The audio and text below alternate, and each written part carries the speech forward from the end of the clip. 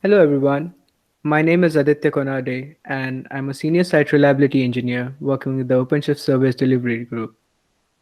And I am Vadim Rudkovsky, Senior Software Engineer working on over-the-air upgrades in OpenShift.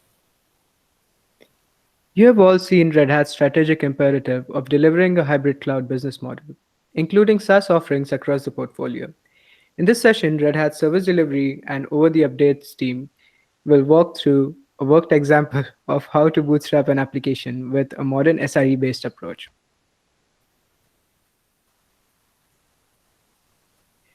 Today, we will discuss Cincinnati, which is also known as the OpenShift Update Service. Along with that, we will take a look at how we can develop a cloud native service and how SRE's practices help bootstrap a service. Then we will look at how SRE and engineering collaborate to deliver the service. Finally, we'll also give you a sneak peek into our development workflows. Let's hand it over to Vadim to talk about Cinci.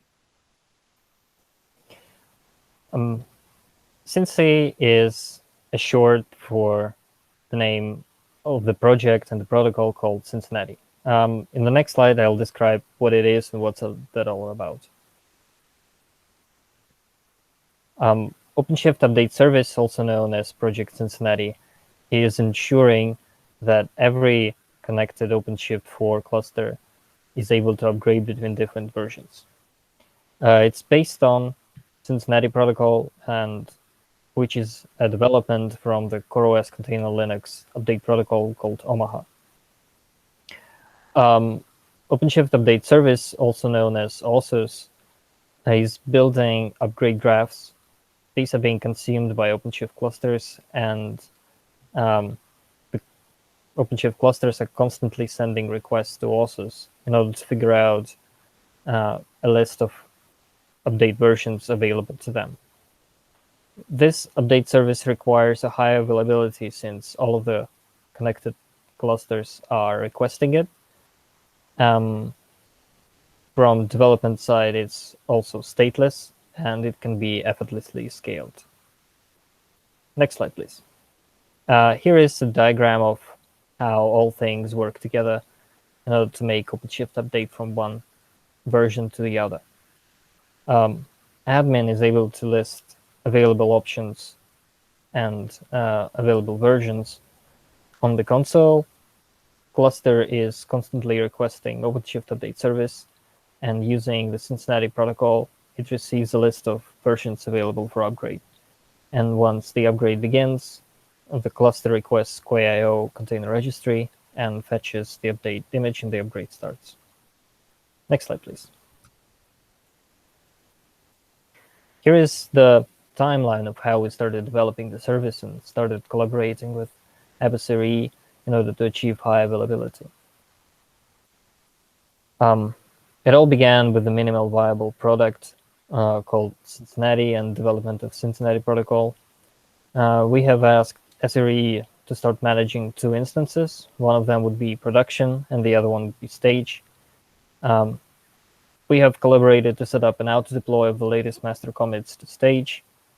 And later, we started working on application-level metrics related to the level of requested updates, number of errors, and other details. Later, both instances had persistent logging set up, and SRE has developed a tool called SaaS Herder in order to manage all the deployments to both stage and prod. Later, Cincinnati application itself has added a possibility to use open tracing, open telemetry, and tools like Jaeger in order to inspect its what's happening inside of it. Later, the Cincinnati project has been renamed into OpenShift Update Service, or OSUS for short, in order not to be confused with the protocol. Next slide, please. Then our future plans and things that we're working on now is support for disconnected installations, which don't require Red Hat's OSUS instance. Work related to operating of the OSUS and helping customers with our experience on that using the Kubernetes operator to install losses, support for open tracing on our production instances and helping our customers to take use of that, and work on memory profiling and implementing it in our end-to-end tests. Next slide, please. Here is how here is the work and how we collaborate with SRE in order to achieve the stability and development of update service. Here are the tools and tricks that we use. Most of our day related to SRE is happening in Alert Manager channel, where all of the work related to stability of our instances is basically targeted around alerts. We treat every alert as an actionable item. We have to explain why this alert happened and how to prevent that from happening if it's a false alert, or what needs to be fixed on either of the environments in case it's a valid issue. We use the following tools to help us with that. First of all would be Kibana and Elasticsearch to keep and visualize logs of the pods which we're running. On development, we use Jaeger to get insight onto how particular request from the customer has been treated by Cincinnati or OSIS. And we use OC inject tool to add debugging tools into the live pod without restarting it, so that we could use strace, debugger, and other tools which are not present in the production containers. We have worked with SRE to establish a small protocol how we should collaborate, and that resulted into using a special interrupt catcher engineer who's would be able to guide us and help us with the questions and issues which are unable to resolve in our documentation. So that's been incredibly helpful. Next slide, please. So during development, we're also thinking about how that would affect stage and prod instances. First of all, we have established end-to-end tests, and we require every pull request for Cincinnati to pass them. These tests are focusing on verifying functionality of the service, but we also added load tests, which ensure that SLOs, which we have agreed on supporting, those would not be breached by the change. We're also working on improving and adding more end-to-end tests based on the experience we get from alerts. So we add tests for known failure cases, and we're ensuring that the new features are covered by those tests and have their SLO requirements. Next slide, please. All of that work is based on feedback from both teams, so we have several loops of feedback set up. For instance, stage environment always has the latest commit deployed, so we can check how the most recent code change has affected it, and engineering can already give it a test, and we can find out which issues could potentially affect prod if we would roll out. Every other week, we also gather on observability meetings where we discuss how to get more information about what's happening on our environments, how to improve observability, and it helps us to get more feedback from different interested parties. Next slide, please. The SRE team provides the developer team a framework and a set of tools to enable them to deliver the service faster. Let's take a look at some of these tools. The first thing to remember here is that the SRE team is customer number one for OpenShift. We consume OpenShift Dedicated and run our services on top of OpenShift Dedicated. As a result, we also have 24/7 365 incident response and use GitOps tooling like App Interface, which is also an open source project created by the SRE team to deliver the services. We have other tooling like Manifest Bouncer, which we'll take a look at in the upcoming slides. And we do static analysis. We also provide observability tooling and also have resulted in developing our own SLI, SLO framework, a bunch of CI/CD tooling. Along with that, we have soft meetings like regular checkpoints with services to ensure that they are following the current best practices, which are not enforced by our GitOps tooling. And also that provides us feedback as to what improvements we need with our tooling.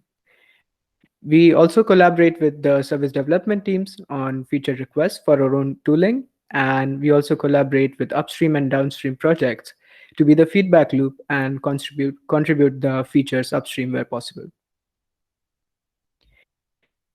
Here's a list of some of the integrations or automation that we wrote as part of feature requests from the service teams or to fulfill our own requirements. All of these projects are available on GitHub in the link provided. One good example I would like to talk about is how Cincinnati drove the work around our SLOs. First of all, Red Hat as a company or service delivery as an organization needed to decide our own approach and vernacular for SLOs, SLIs, and SLAs. We then started implementing SLA and SLO tracking schema in App Interface, which is our centralized GitOps repository. The SLO Lipsonnet library, started by Matthias Leibel upstream, helped us with a framework on how we could do a GitOps-based generative approach to SLIs and SLOs using Prometheus and Prometheus Operator. We took that and developed our own framework, after which we mandated all of our components to register an SLO with the app interface repository. We got some early feedback and we had another quick revision, and right now it's at revision 2, at which point we felt like we wanted a service to go through this with us, where Cincinnati kindly volunteered, and we started working with the Cincinnati team on getting the performance parameters added to the app interface. This led to a ton of other work, such as load testing and figuring out SLIs for Cincinnati, along with improvements to the metric system. Finally, we added the performance parameters for Cincinnati and App SRE's own applications. And the end result was that we have a prototype Cincinnati Valley dashboard, which we will take a look at during the demos. Nothing is possible without the collaboration between engineering and SRE. The whole idea of SRE is that engineers talk to SREs and they work together and combine their skills to deliver a service. Let's take a look at some of these initiatives that we had. First of all, like Vadim mentioned a few slides ago, we have a managed services observability working group where interested services and tenants can come together with the monitoring engineering group and the SRE group, and we all together discuss what improvements can be made to our observability tooling.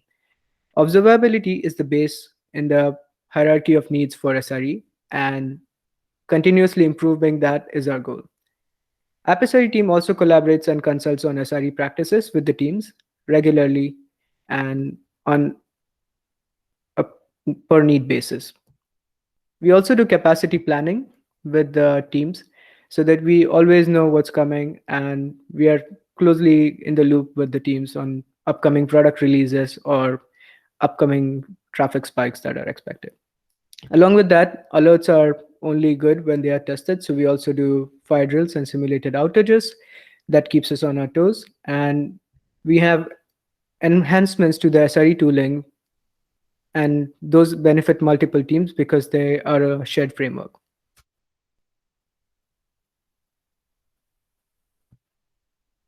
Let's look at what a perfect deployment looks like for us. Our standard tooling saves developers from all this overhead, and without the SRE team, a development team would necessarily have to either crash their application and realize this afterwards or develop this tooling by themselves. So Manifest Bouncer, which I have previously mentioned, is a best practice tooling for deployments on Kubernetes. And with this manifest bouncer gating check, we ensure that all of our deployments that are getting through to production are of the highest quality possible. SRE also has some standard patterns like multi-AZ, ensuring pod disruption budgets and anti-affinity for pods for HA, and some Kubernetes specifics such as enforcing the update strategy, readiness probe, liveness probes, limits and requests, and all of them being up to the mark. We also check for deprecated API endpoints, deprecated objects, and manage other CI and CD workflows to standardize across teams and across services and provide improvements across the boards.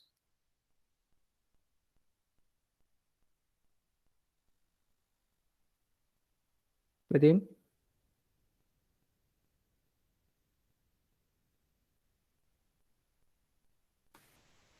On this slide, I'll describe which work has been done to improve Cincinnati based on the experience gained from SRE team. Initially, we had an extensive list of alerts and situations which we would like to track, but a lot of them have been triggered for no reason, and that caused an alert fatigue. So the first thing we did was minimize the list of alerts and left only the ones which are showing that our service is in catastrophic state. After that work has been done, we have added upstream checks to ensure that SLOs are not broken when the change is proposed. That helps us to avoid a few performance regressions. We also performed capacity planning for Cincinnati, and that resulted in several performance fixes.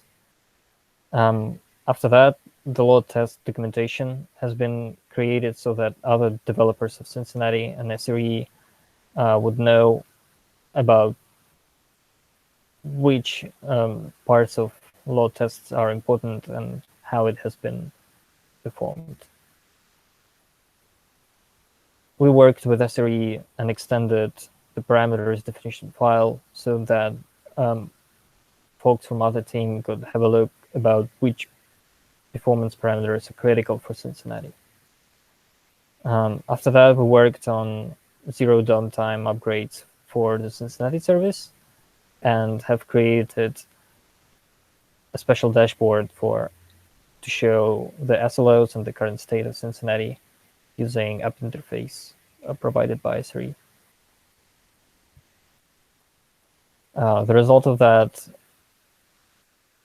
has been work to ensure that no change can break our experience with SRE team. Next slide, please. The first focus and the first phase where we started working was ensuring that app-specific metrics have been added to Cincinnati.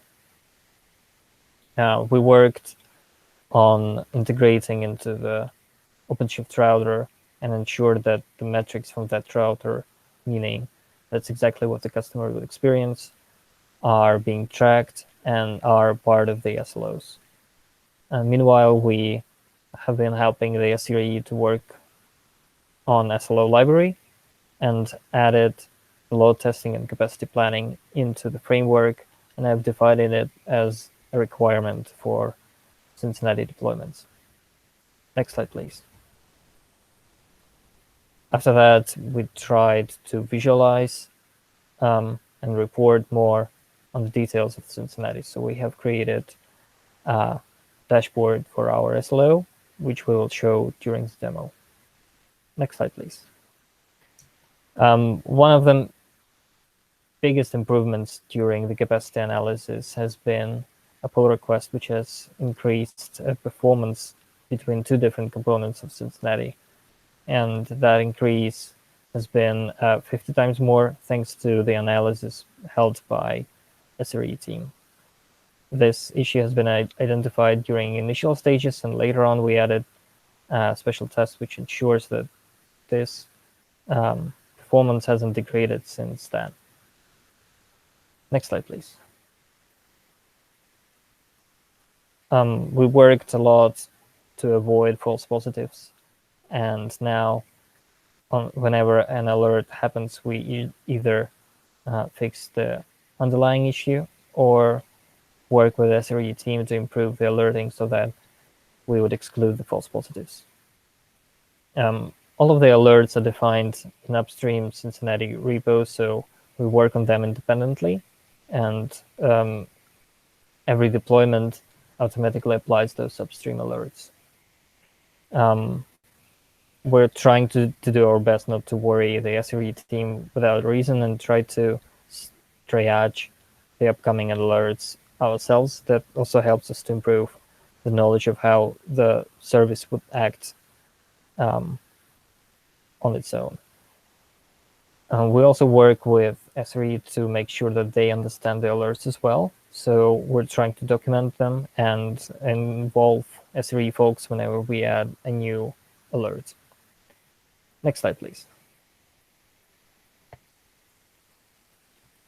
So now that we have seen how a deployment for Cincinnati looks, let's take a look at that in production, and let's take a look at some of the dashboards that we have. The first thing I would like to show you is our Cincinnati Visual App Interface representation. So as you can see, the app interface repository, being a GitOps repository, needs to be visualized in a nicer way. So we have this tooling called the Visual App Interface, which GraphQL queries the app interface servers and displays a nicer visual representation of the YAML files that are in app interface. Here we can see the Cincinnati application file.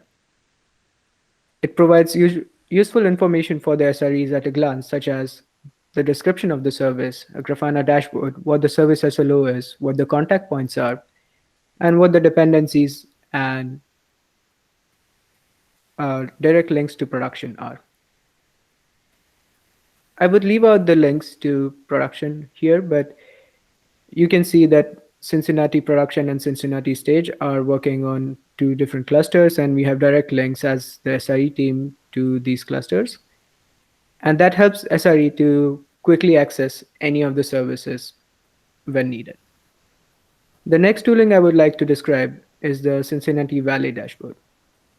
This Valley dashboard is based on the metrics that are created from the SLI SLO framework and also based on SLO lips on it. So they are following the SRE book best practices of multi-vendor, multi-error burn rate alerts.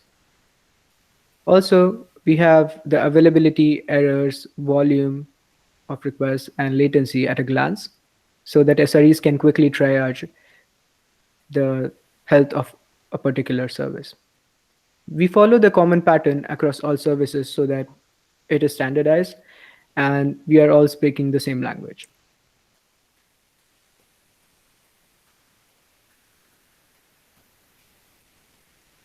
We have some additional screenshots here around the Cincinnati Valley dashboard. We also have sometimes service-specific dashboards that allow us to dive deeper into the service specifics. And I think that's it. So please let us know in the chat or wherever if you have any questions.